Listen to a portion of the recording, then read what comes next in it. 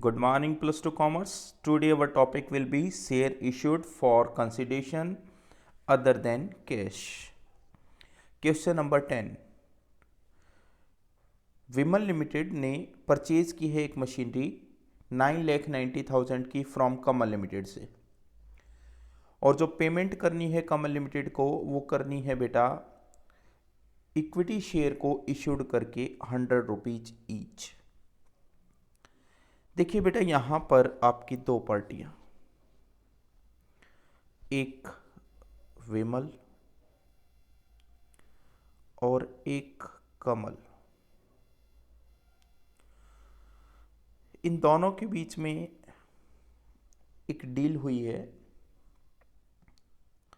कि विमल ने कुछ मशीनरी जो है वो कमल लिमिटेड को बेची है जिसकी कॉस्ट 9,90,000। विमल लिमिटेड ने खरीदी है और बेची है बेटा कमल लिमिटेड ने। तो हमने जो सबसे पहले एंट्री करनी है वो करनी है विमल लिमिटेड ने। दोबारा से I am repeating my words कि विमल लिमिटेड ने वो मशीनरी खरीदी है और कमल लिमिटेड ने वो मशीनरी बेची है। तो बेटा हमने जो एंट्री करनी है वो करनी है विमल लिमिटेड की बुक्स में। तो सबसे पहले आपने किया machinery account debit to Kamal limited. Debit what comes in, machinery अगर डेबिट हो रही है तो दैट मीन्स डेबिट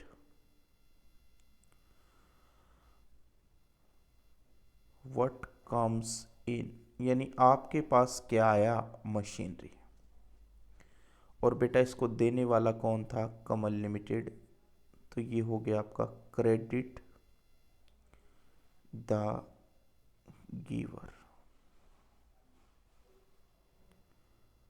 अब या तो कमल लिमिटेड को आपको पैसे देने पड़ेंगे मशीनरी के बदले में, लेकिन इस पर्टिकुलर टॉपिक का नाम है share consideration other than cash, यानी कैश में आपने कुछ नहीं देना, उसकी बजाय आपको आपकी कंपनी के शेयर देने।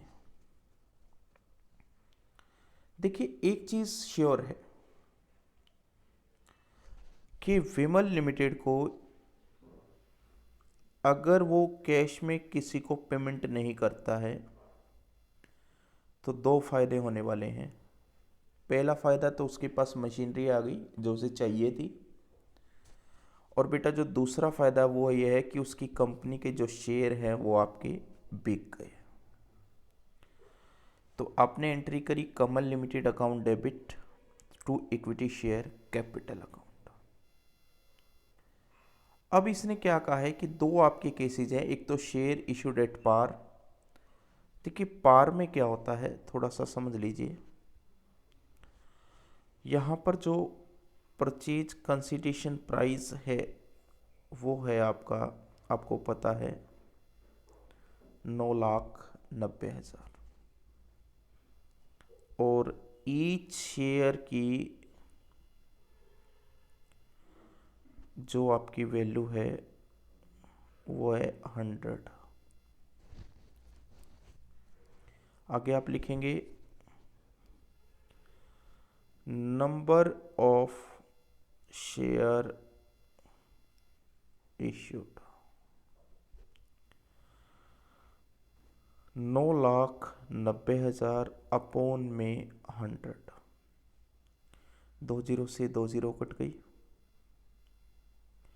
तो बेटा ये क्या आ गई, ये आ गई नंबर ऑफ शेयर, यानी 9900। यदि आप अपनी कंपनी के 9900 शेयर इशूड करते हैं किसी भी आदमी को, then you will have in a position no profit और नो लॉस। बेटा ना कोई आपको प्रॉफिट हो रहा और ना आपको इसमें कोई लॉस हो रहा, यानी आप एट पार पोजीशन में हैं। लेकिन अगर मैं बात करूं इस पर्टिकुलर टॉपिक की शेयर इशूड एट 25% प्रीमियम, तो यहां पर क्या होगा, जो परचेज कंसिडरेशन है वो तो आपका सेम है, लेकिन यहाँ पर एक छोटा सा बदलाव किया है कि जो 100 का शेयर है वो 25 रुपये प्रीमियम पे है, तो 100 में 25 आप ऐड कर दें तो ये 125 आ गया। 125 को बेटा इसमें कट कर लें, ये आपका 7,920 आ जाएगा। एक बात गौर कीजिए, एक तो आप अपनी कंपनी के शेयर दें 9900 9900, एक आपकी कंपनी के शेयर जाएं 79,020, आपको श्योरली तौर पर प्रॉफिट होगा क्योंकि आपकी कंपनी के कम शेयर एक जगह से दूसरी जगह पर जा रहे हैं। तो बेटा यहां पर एंट्री क्या होगी, Kamal limited account debit to equity share capital account और to security premium reserve account. तो 7,920 इंटू 100 ये अमाउंट आ गया। 7,920 इंटू में बेटा 25, 1,98,000 आ गया। तो what is 1,98,000 for a company? बेटा आप श्योरली तौर पर एक ही बात कहेंगे, सर ये कंपनी का फायदा है और फायदा होने की वजह से ही ये आपके सिक्योरिटी प्रीमियम रिजर्व में जाएंगे।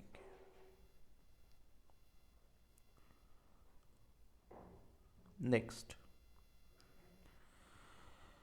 पास journal entry for the following. X limited ने परचेज किया लैंड एंड बिल्डिंग, जिसने परचेज किया सबसे पहले उसी की बुक्स में आप एंट्री करेंगे। तो बेटा आपने बिल्डिंग खरीदी 5 लाख की,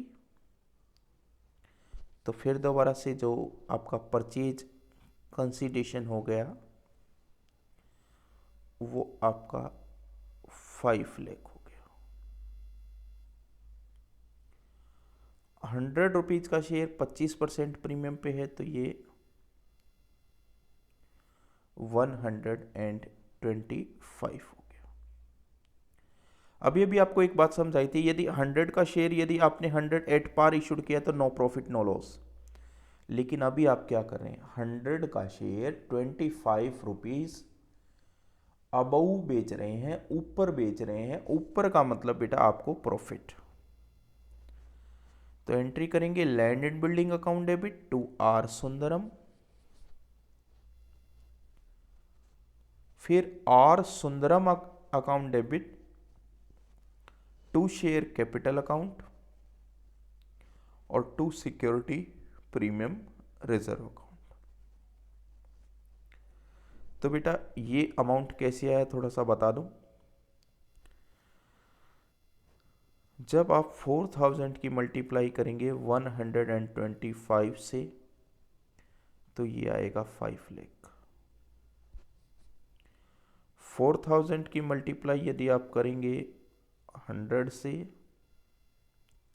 तब ये आएगा, और बेटा 4,000 की मल्टीप्लाई करेंगे 25 से तो ये 1 लाख आएगा। अभी दूसरा केस आपको क्या कहा गया है कि वाई लिमिटेड ने ये डिसाइड किया कि वो 2,000 शेयर इशूड कर रहे हैं, 100 का एक है, यूनिट ट्रस्ट ऑफ इंडिया को एज अंडरराइटिंग कमीशन।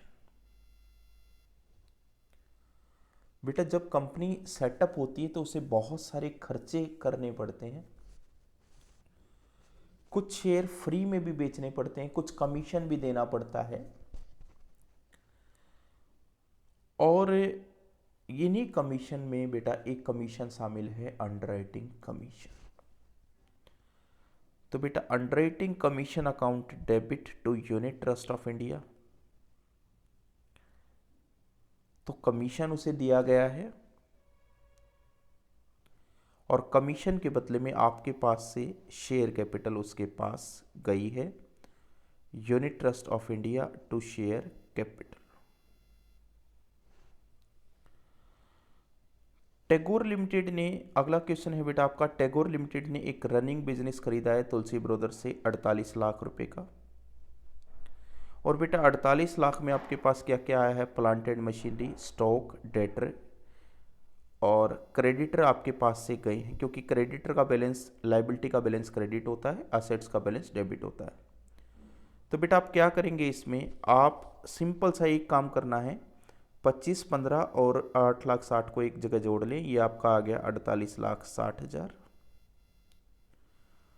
यानी आपके पास 48,60,000 की कोई चीज़ आई और बदले में आपके पास से 3 लाख की चीज़ गई, तो आपके पास कुल मिलाकर के पैसा आया 45,60,000 रुपये।